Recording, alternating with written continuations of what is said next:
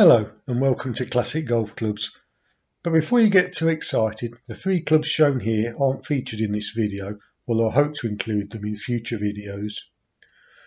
A new thing I have done is create this timetable, which gives you time checks for the various elements of the video.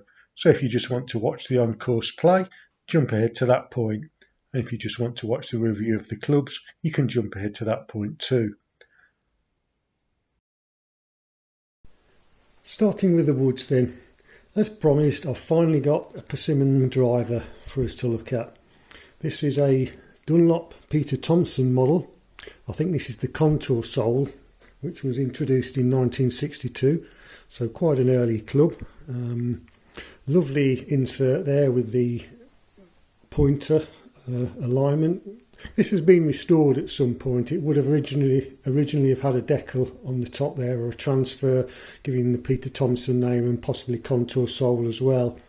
It's a very nice club though. Aluminium sole plate, as we can see. Dunlop Peter Thomson, made in Scotland. The shaft on this one is a Dunlop Powerflow shaft, and it's a regular flex. It's been re-gripped at some point with a modern lambkin grip. It would originally have had, I think, a leather grip with an option for a rubber grip. So very nice club there with a ferrule as well. And then we can move on to the other two clubs. These are a 3 and a 4 wood, Uniroyal Arnold Palmer, made in Scotland. Uniroyal, as you can probably guess, were the tyre company, but they did delve into golf club manufacture for quite a while.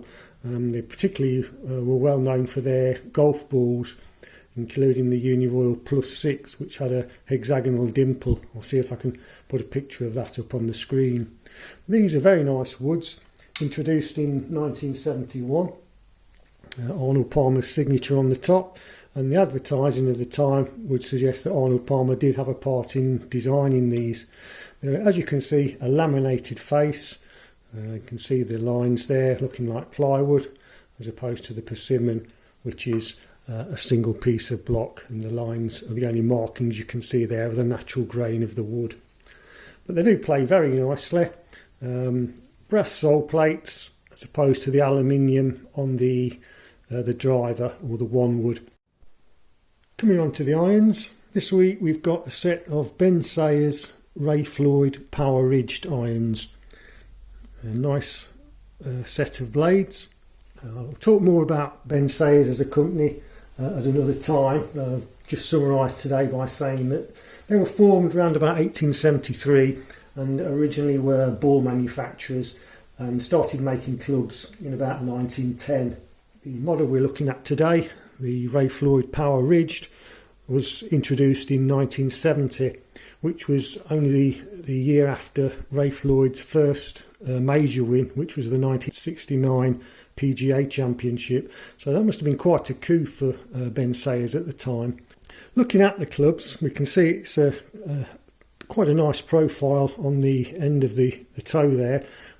Decent bit of weight at the bottom, and then the what I can only assume is the power ridge, unless this part at the bottom is the power ridge.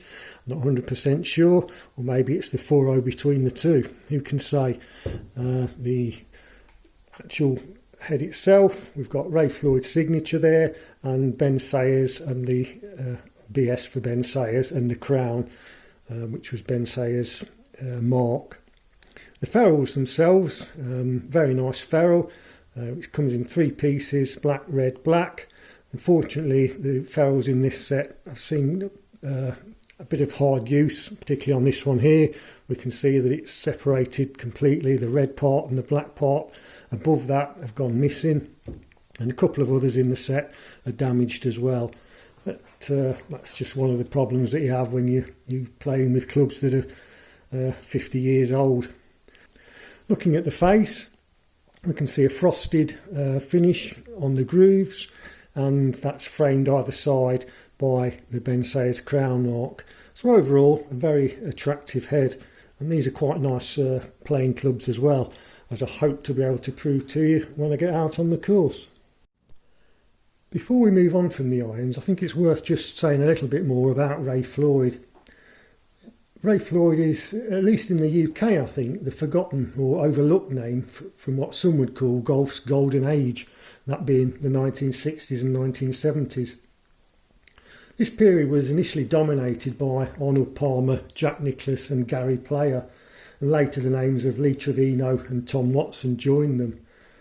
But Ray Floyd was a feared competitor who many say should have won more than his 4 major victories, and he would admit himself that he didn't practice anything as hard as he should have done, especially in his earlier years.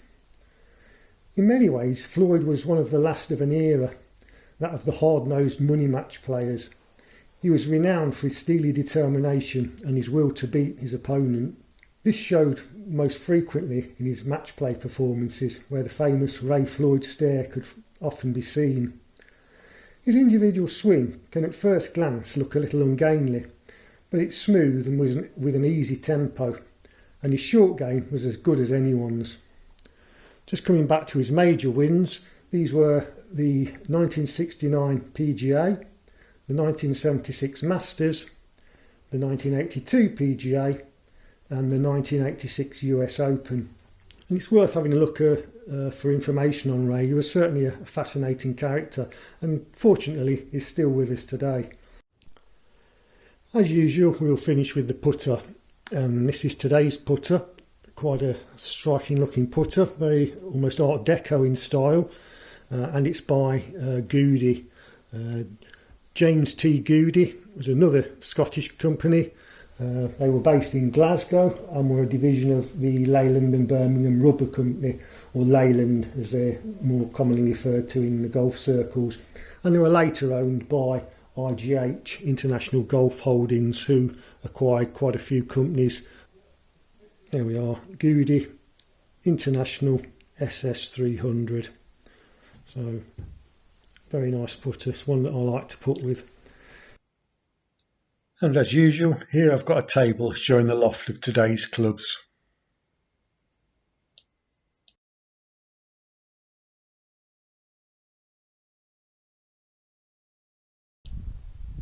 Onto the course then. Started on a short par 4, and as you can see it's a beautiful day.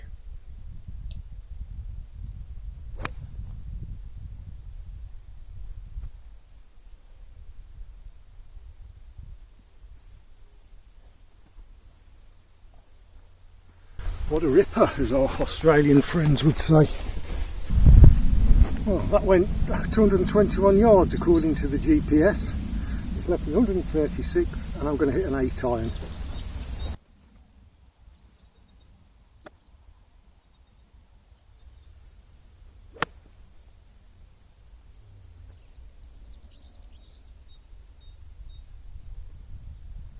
I've got a feeling that's in the bunker on the right. Last week I hit a terrible tee shot and finished up in this bunker. This week I hit one of the best 3 irons I'm likely to hit and I've ended up in this bunker. It's a strange game.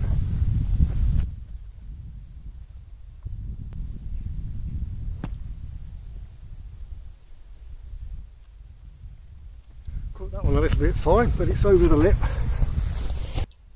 The bunker shot got closer than I expected. And for some reason I thought this was a birdie putt rather than a par saving putt, and I got a little bit excited.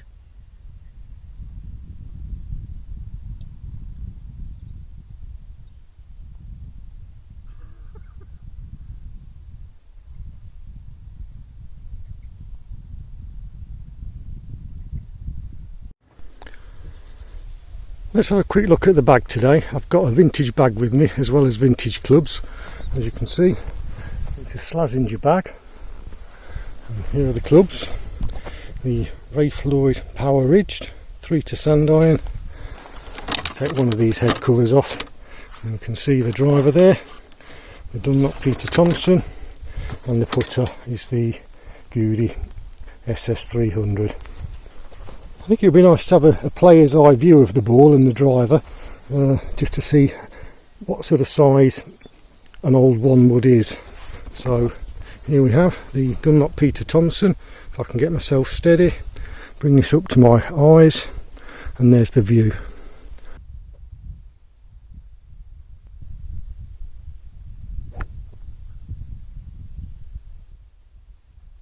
Trying to smash the cover off, it doesn't work with persimmon either. Well, that went absolutely nowhere. I've not even bothered measuring it. I'm in the rough, not reached the fairway. I haven't passed the ladies' tee. I'm hitting an 8-iron, just trying to get it out.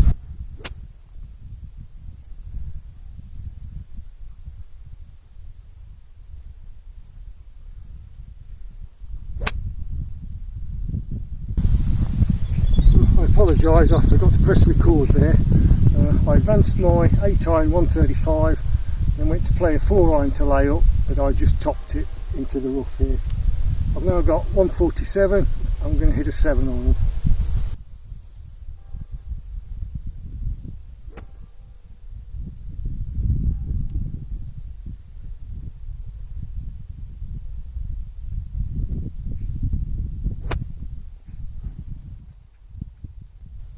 I think that's gone over the back. I seem to be hitting them better out the rough than out of the fairway or off the tee. As suspected, I've gone over the back there, left myself a nasty little chip, but I've got to be more confident on these, so let's see what I can do.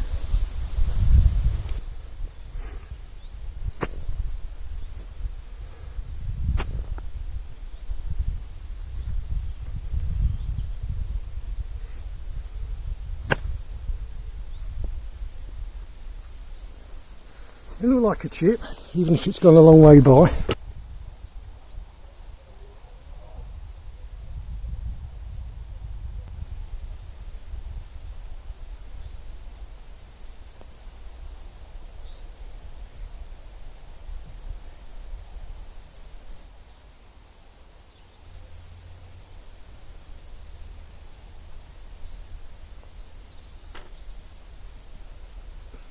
Another par 4. Let's see if I can redeem myself with the driver.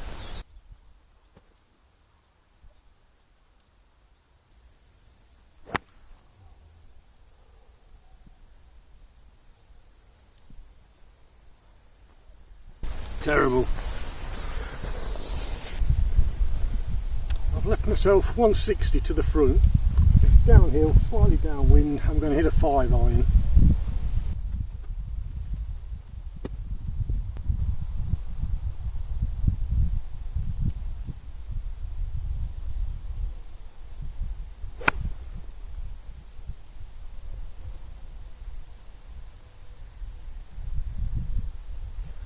Pulled it a little bit, but it might use the slope and might get onto the green or just off it.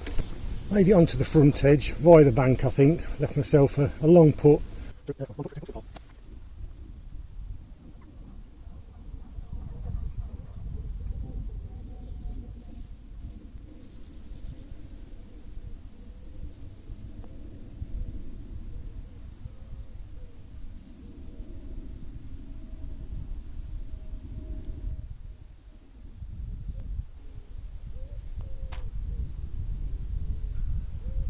I had intended just to play 3 holes, but the 2 shots I've hit with the driver have been so awful. I'm going to give it another chance on this par 5.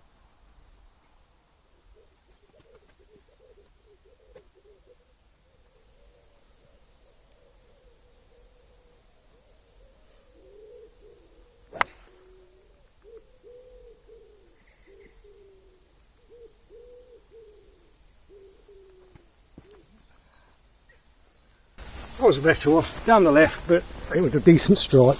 A little further left than I'd have liked. I've gone 220 yards, the green's 285 the other side of that bunker, so I'm just going to hit a 6-iron out the rough and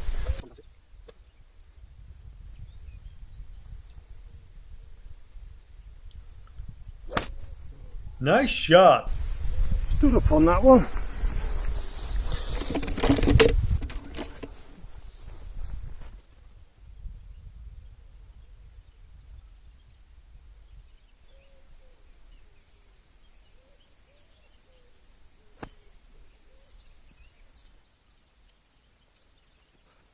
Six in the hand instead of the 9. Couldn't be bothered to go back and change it. Got what I deserved. Played 3, still 244 yards to go. Going to give a 6-iron another swing.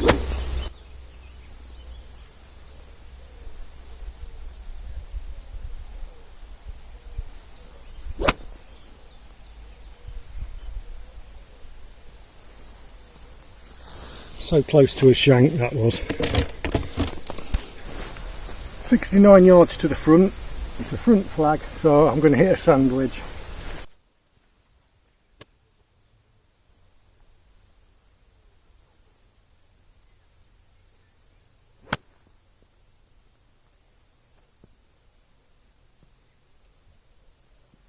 That was better.